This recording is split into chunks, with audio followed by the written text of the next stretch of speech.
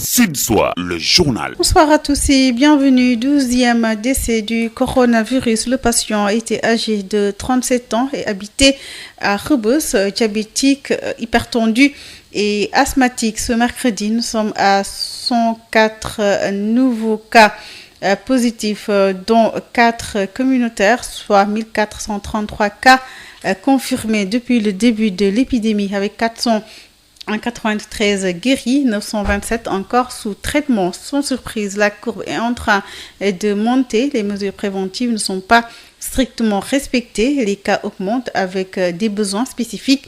Le suivi psychologique des malades se fait à distance, mais dans des conditions assez difficiles, selon notre invité, Dr Aboussi, le coordonnateur de la cellule de soutien au plan alimentaire, le général François Ndiaye, président du comité de suivi des opérations du Force Covid-19, est sur le terrain pour manager la distribution des kits aux ménages vulnérables. Dans ce contexte d'épidémie, l'utilisation des réseaux Internet inquiète l'ARTP. Le télétravail augmente la demande. Pour éviter la saturation, l'ARTP invite les utilisateurs à réguler leur consommation. Info Éco avec Rapsa Ilimanouane complète ce journal mis en onde par Hassan Thioune. Un 12e décès enregistré à Dakar. Il s'agit d'un jeune de 37 ans qui habite Rebeuss. Il était diabétique, hypertendu et asthmatique. Ce mercredi, 104 nouveaux cas de Covid-19 ont été enregistrés.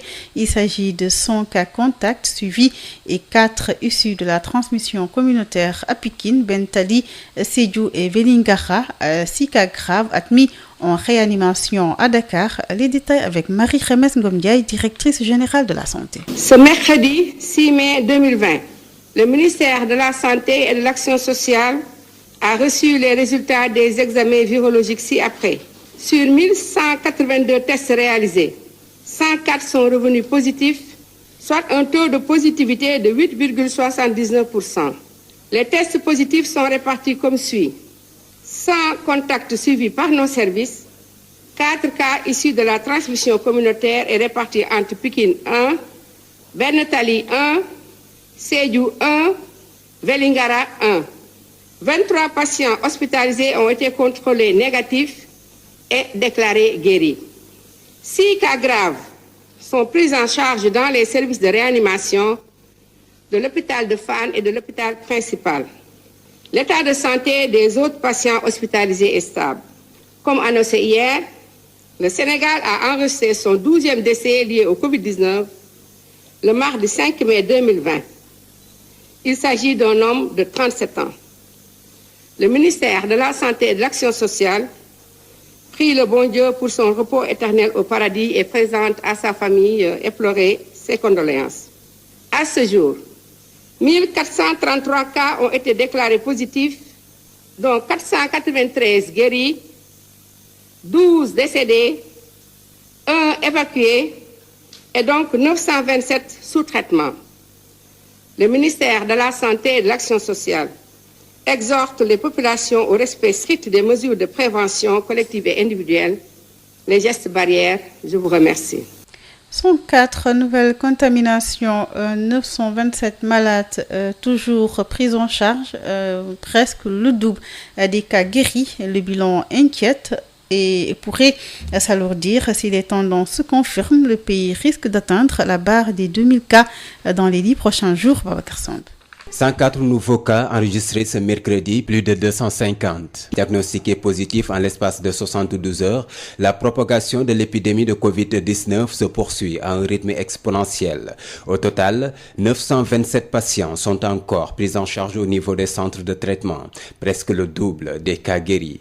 Le bilan inquiète, les cas communautaires dans la foulée montent en flèche, 132 selon le ministère de la Santé et de l'Action sociale. Doit-on se préparer à des chiffres beaucoup plus important, ou est-ce qu'on devrait s'attendre à un pic les jours à venir? En tout cas, 800 à 1000 nouvelles contaminations sont attendues dans les 10 prochains jours au Sénégal, selon les prévisions du Centre des opérations d'urgence sanitaire.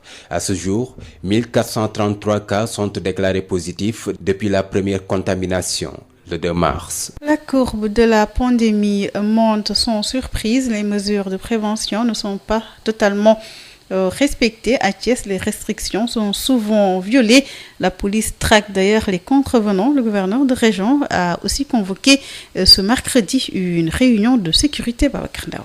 Pas de deux roues dans la circulation. À Thiès, les consignes des forces de sécurité sont claires. Toute la ville est presque quadrillée ce mercredi. Déjà, plusieurs motos sont immobilisées en fin de matinée dans les différents commissariats et postes de police de la Cité du Rail. C'est le même dispositif de veille qui a été noté ce matin dans les marchés. Pas de rassemblement, c'est le mot d'ordre des autorités locales au lendemain de la réunion du comité régional de gestion des épidémies de Thiès où il a été peint un tableau pas du tout reluisant de la pandémie avec 100 cas déjà confirmés positifs du Covid-19. Les 71 patients sous traitement sont ainsi répartis, 44 cas au district de Pout, 17 à Mbour et 10 à Thiès. Le premier centre de traitement à peine ouvert à l'hôpital régional El Hadji Ahmadou Sakhir Ndiéguène est plein. La base militaire et le centre de Guéréo, déjà prêts, vont servir de CTE cette semaine. Babacar Ndao, Thiès, Sud FM. Babacar Ndao, les malades du Covid-19 ont besoin de suivi psychologique, un suivi qui se fait à distance, mais dans des conditions assez difficiles, selon le psychiatre et coordonnateur de la cellule de soutien psychosocial.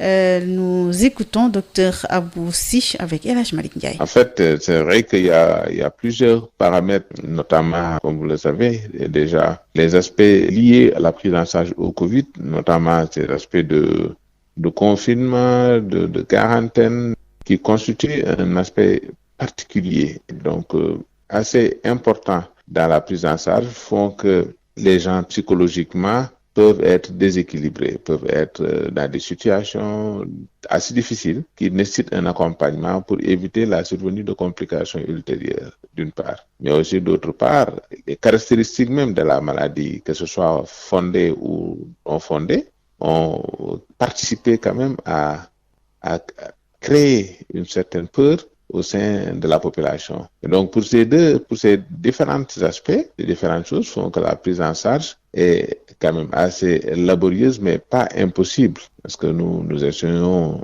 tant que ce peut se faire, autant que peut se faire, de les prendre en charge correctement. Comment ça se fait et sur quoi vous insistez? Alors, pour ces prises en charge, je rappelle, c'est une prise en charge à distance, c'est-à-dire c'est pas classiquement ce qu'on a une prise en charge en face du patient, mais la contagiosité de la maladie et la nécessité d'endiguer la chaîne de transmission de la maladie font que le soutien se fait à distance, parce que ce qui est plus important dans le soutien psychologique, c'est d'avoir l'écoute, de pouvoir dire à la personne, une écoute rassurante, et de pouvoir dire à la personne qu'on est là, qu'on l'entend, qu'on l'écoute, qu'on lui permette d'exprimer la situation, la difficulté qu'elle est en train de vivre, de pouvoir verbaliser cette situation et aussi de pouvoir exprimer ses besoins pour qu'on puisse les prendre en charge.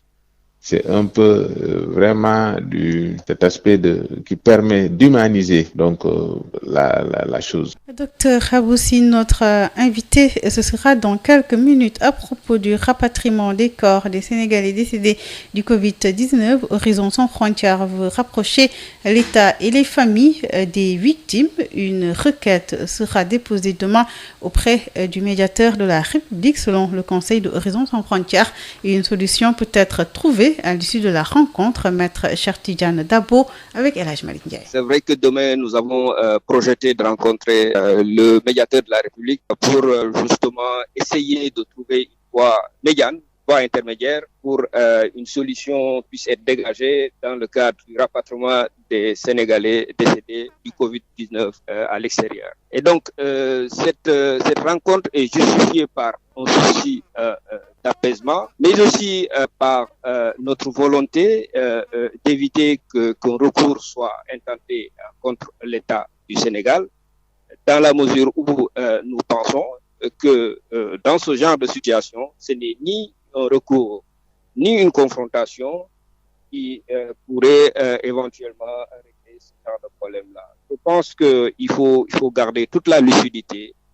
Nous sommes confrontés à deux logiques dans cette affaire. La logique qui consiste à dire que l'État est dans une situation de défense d'un principe de précaution, et de l'autre, des Sénégalais qui sont des nationaux, qui ont le droit de revenir chez eux après avoir été victimes d'une situation, d'un événement à l'extérieur. Donc, ces deux logiques-là, logique des nationaux et logique de l'État qui défend un principe de précaution, c'est sur cette base-là qu'il faut essayer de trouver une solution à ce problème-là.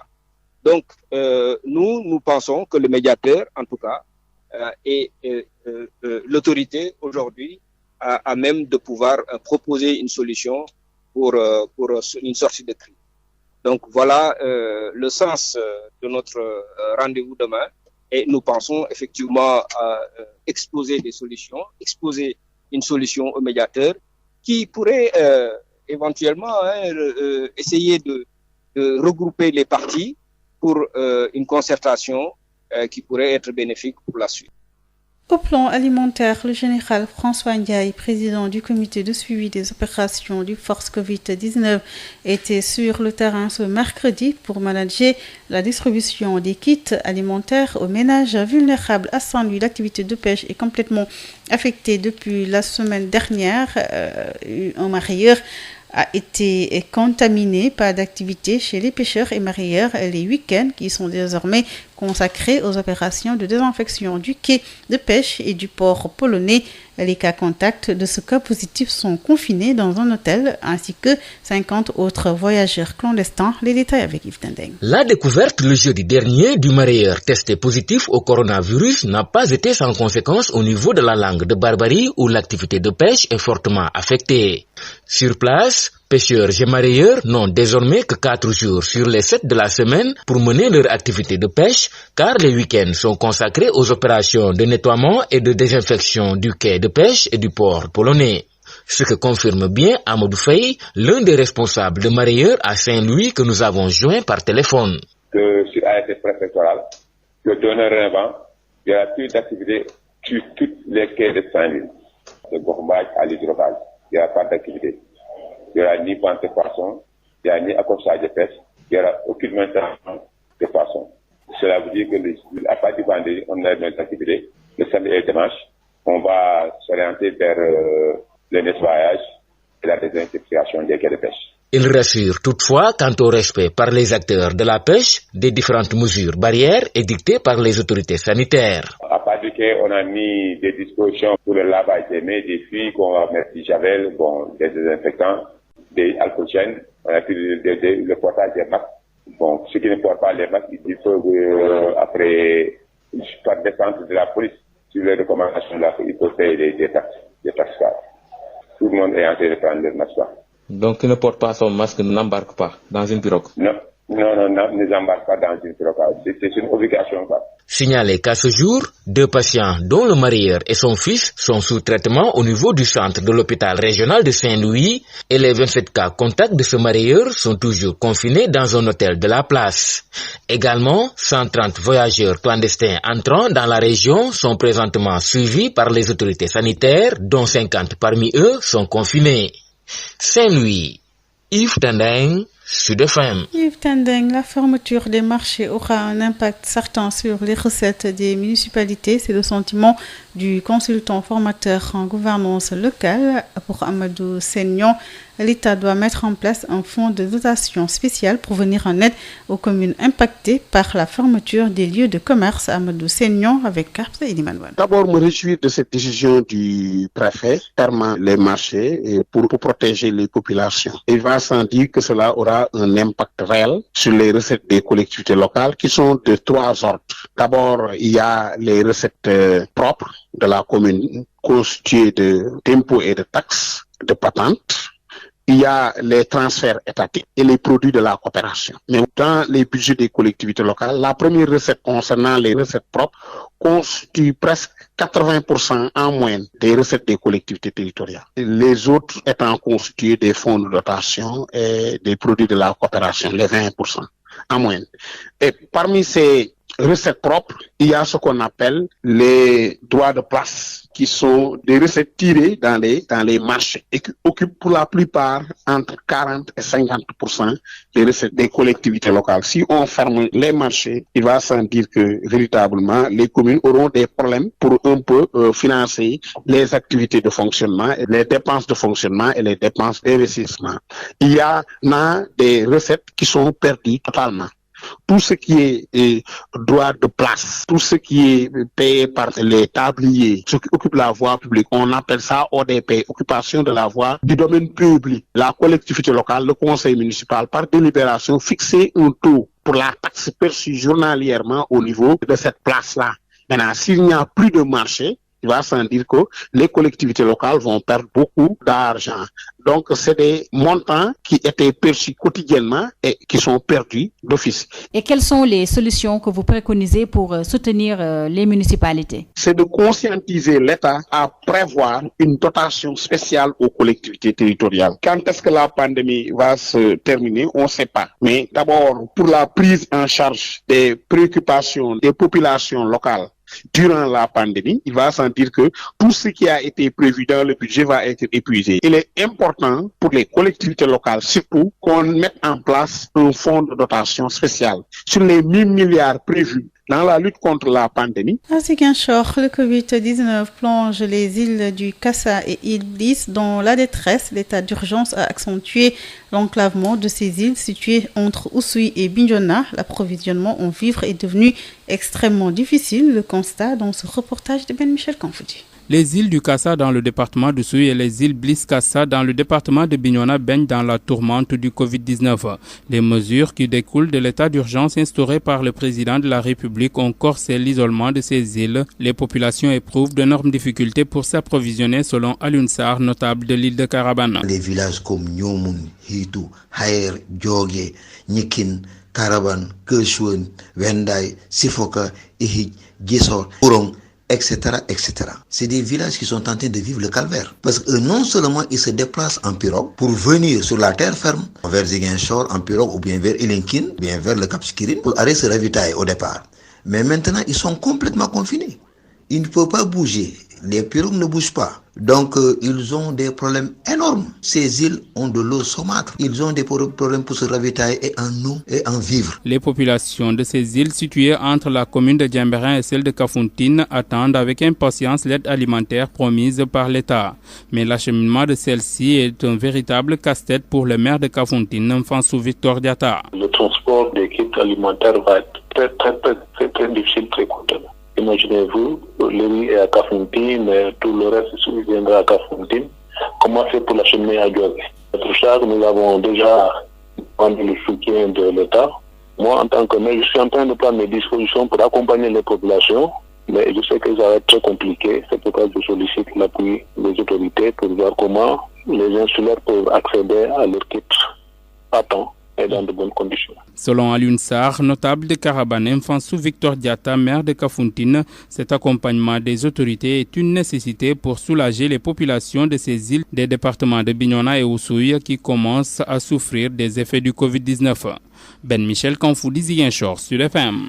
L'utilisation des réseaux Internet pendant cette crise sanitaire avec le télétravail et les nombreuses familles contraintes de rester chez elles, la RTP note une montée en charge sur les réseaux Internet fixes et mobiles des opérateurs et une surconsommation de la bande passante due au télétravail, visioconférence, appel audio, enseignement à distance, vidéo en streaming, jeux en ligne. La RTP invite ainsi les utilisateurs à réguler leur consommation pour éviter la saturation des réseaux. L'autorité donne des conseils pour une gestion optimale. Privilégiez donc le Wi-Fi, entre autres recommandations. Tout de suite, l'invité de la rédaction. Sud FM, l'invité du jour. C'est Dr Aboussi, le coordonnateur de la cellule de soutien psychosocial. Dr Aboussi, donc, psychiatre. On l'écoute avec Elhaj Malik Ndiaye. La rédaction reçoit aujourd'hui Dr Aboussi. Bonjour. Bonjour. Vous êtes psychiatre et coordonnateur de la cellule de soutien psychosocial dans le cadre de la lutte contre le Covid-19. Alors, docteur, dites-nous, est-ce que c'est facile de prendre en charge sur le plan psychologique un malade du Covid-19? En fait, c'est vrai qu'il y a plusieurs paramètres, notamment, comme vous le savez, déjà, les aspects liés à la prise en charge au Covid, notamment ces aspects de confinement, de quarantaine, qui constituent un aspect particulier et donc assez important dans la prise en charge, font que les gens psychologiquement peuvent être déséquilibrés, peuvent être dans des situations assez difficiles qui nécessitent un accompagnement pour éviter la survenue de complications ultérieures, d'une part. Mais aussi, d'autre part, les caractéristiques même de la maladie, que ce soit fondées ou non fondées, ont participé quand même à créer une certaine peur au sein de la population. Et donc, pour ces différents aspects, les différentes choses font que la prise en charge est quand même assez laborieuse, mais pas impossible, parce que nous essayons tant que ce peut se faire, autant que peut se faire, de les prendre en charge correctement. Comment ça se fait et sur quoi vous insistez? Alors, pour ces prises en charge, je rappelle, c'est une prise en charge à distance, c'est-à-dire c'est pas classiquement ce qu'on a, une prise en charge en face du patient, mais la contagiosité de la maladie et la nécessité d'endiguer la chaîne de transmission de la maladie font que le soutien se fait à distance, parce que ce qui est plus important dans le soutien psychologique, c'est d'avoir l'écoute. C'est de pouvoir dire à la personne une écoute rassurante et de pouvoir dire à la personne qu'on est là, qu'on l'entend, qu'on l'écoute, qu'on lui permette d'exprimer la situation, la difficulté qu'elle est en train de vivre, de pouvoir verbaliser cette situation et aussi de pouvoir exprimer ses besoins pour qu'on puisse les prendre en charge. C'est un peu vraiment cet aspect qui permet d'humaniser donc la chose. Docteur, est-ce que ce suivi psychologique se fait dans les autres centres de traitement du Covid? Alors, c'est vrai que la cellule qui a été mise en place à Dakar sur instruction de M. le ministre, dans un premier plan, donc a été poussée à se régionaliser et donc à suivre la lutte qui se faisait au niveau national. Donc, quand les cas ont commencé à se déclarer dans les régions, nous avons fait une tournée et avons installé dans les 14 régions du Sénégal des cellules régionales de gestion, des cellules régionales pour le soutien psychosocial. Et donc, ces cellules aujourd'hui marchent dans chaque région avec du personnel qui est sur le site, donc dans les régions pour travailler. La coordination nationale vient en cas de besoin.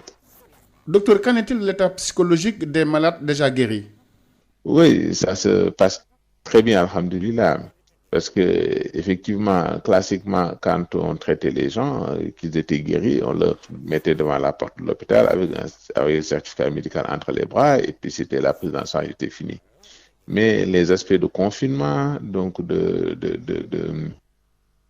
précarité, mais aussi de vulnérabilité surtout, ont fait que nous avons été appelés à prendre en charge des gens au-delà même de la guérison, c'est-à-dire quand ils sortaient de l'hôpital et que leur maison n'était pas décontaminée, la cellule se chargeait donc de leur trouver un réceptif hôtelier avec la direction de l'action sociale pour les maintenir sur ces réceptifs hôteliers le temps que leur maison soit décontaminée ou bien que le temps que qu'ils puissent retourner dans leur famille. Parce que aussi, il a été des fois, on a été face à des situations où on devait prendre en charge des sujets âgés qui n'étaient pas,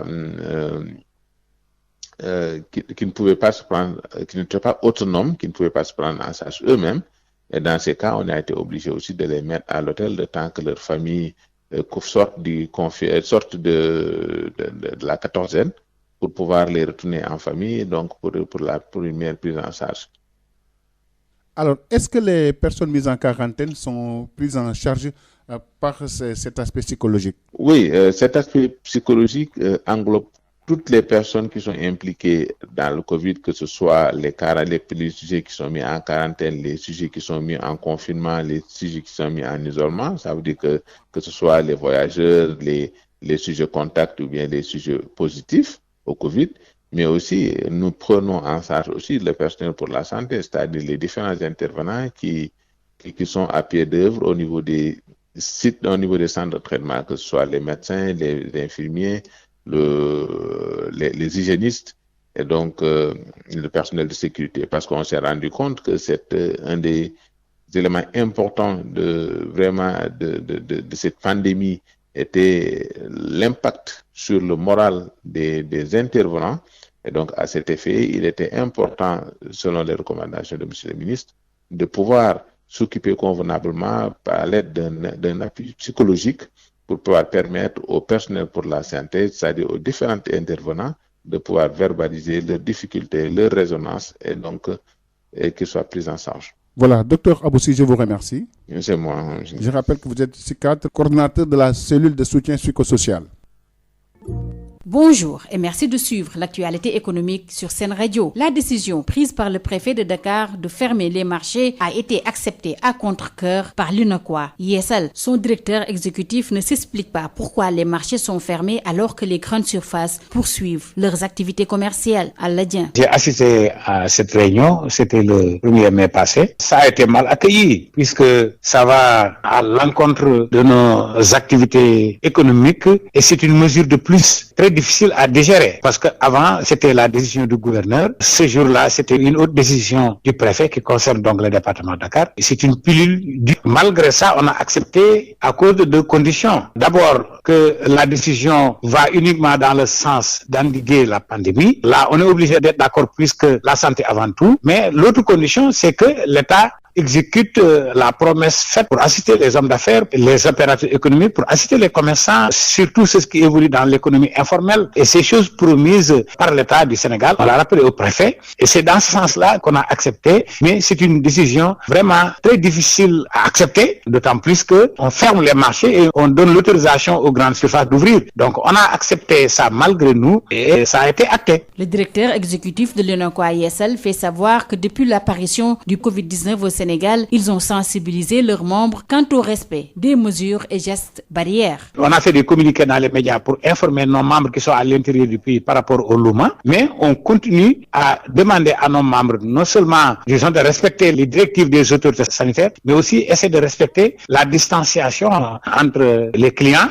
Tout ça, on a commencé depuis le 2 mars, mais jusqu'à présent, on continue à le faire. Je peux dire que les marchés pouvaient s'ouvrir et qu'on continue à respecter ça. Mais la raison que nous a donné le préfet, c'est quoi? Dakar est l'épicentre de la pandémie avec le nombre de cas quotidiens. Donc c'est une décision prise, je crois, en fonction des directives des autorités sanitaires. C'était le directeur exécutif de l'UNACOIS Yessal, Al-Ladien. Une hausse de 0,41% de l'indice BRVM10, suivi d'un bond de 0,46% de l'indice BRVMC. C'est ainsi que la Bourse régionale des valeurs mobilières a clôturé sa séance du 5 mai. La valeur des transactions est de 234 701 305 francs CFA. La capitalisation des actions s'élève à 4 128 milliards 680 258 041 francs CFA, alors que celle des obligations est de 4 730 milliards 366 766 390 francs CFA. La journée de cotation de la BRVM met un terme à ce journal de l'économie. Merci de votre fidélité.